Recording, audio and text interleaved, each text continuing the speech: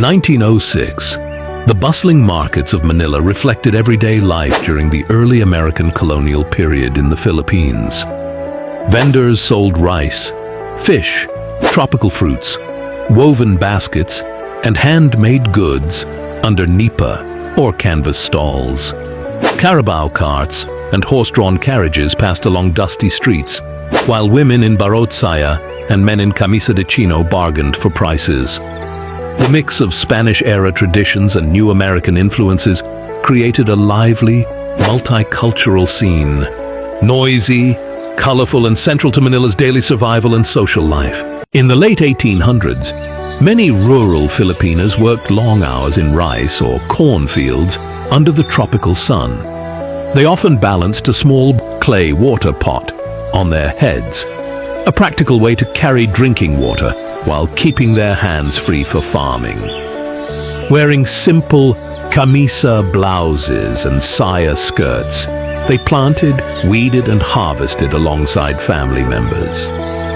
This daily routine reflected both resilience and necessity, as women played a vital role in sustaining households during the Spanish colonial period. Around 1900 in the Philippines, the neighborhood tindahan, small village store, was more than a place to buy rice, salt, or kerosene. It served as a daily social hub where farmers, fishermen, and workers gathered after long hours. People shared local news, discussed crop prices, talked about political changes after Spanish rule, and exchanged stories about nearby towns. Children listened quietly, learning community traditions, while elders settled small disputes. These casual kwentuhan moments helped spread information quickly, in a time before radio and newspapers were common in rural areas.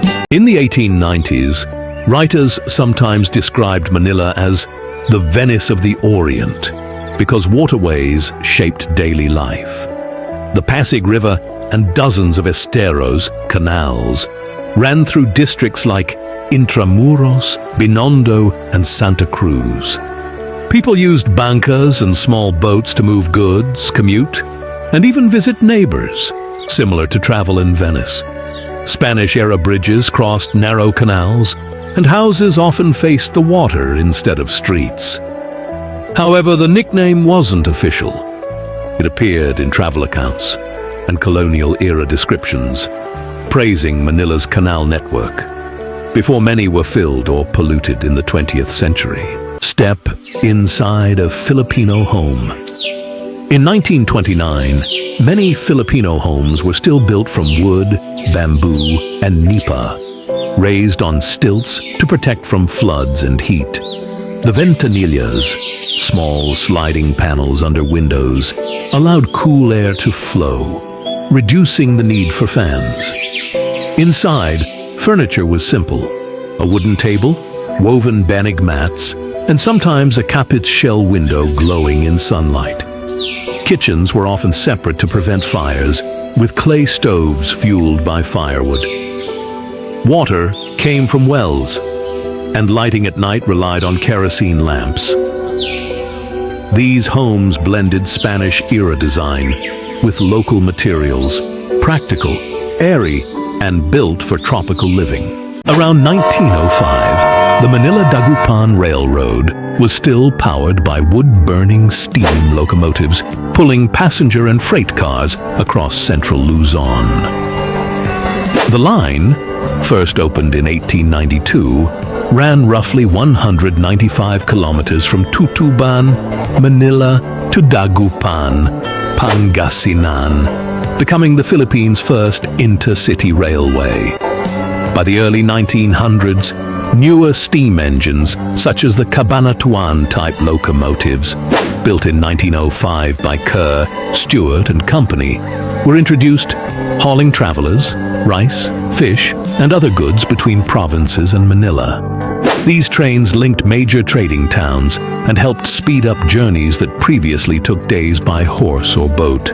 Typical features of a circa 1905 Manila to Dagupan train: steam locomotive burning wood fuel, narrow-gauge railway, 3 feet 6 inches. Mixed passenger and cargo coaches, slow speeds around 20 miles per hour, 32 kilometers per hour. Stops in Bulacan, Pampanga, Tarlac, and Pangasinan. These steam trains became the backbone of northern Luzon travel, bringing fresh Dagupan bangus, rice and passengers to Manila daily, until larger locomotives replaced them in the 1920s.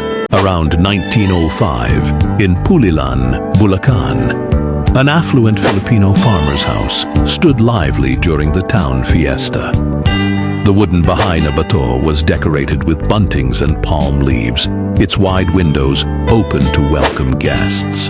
The celebration reflected both prosperity and the Filipino value. At sunrise, a Filipina stands beside a wooden mortar, lifting a heavy pestle.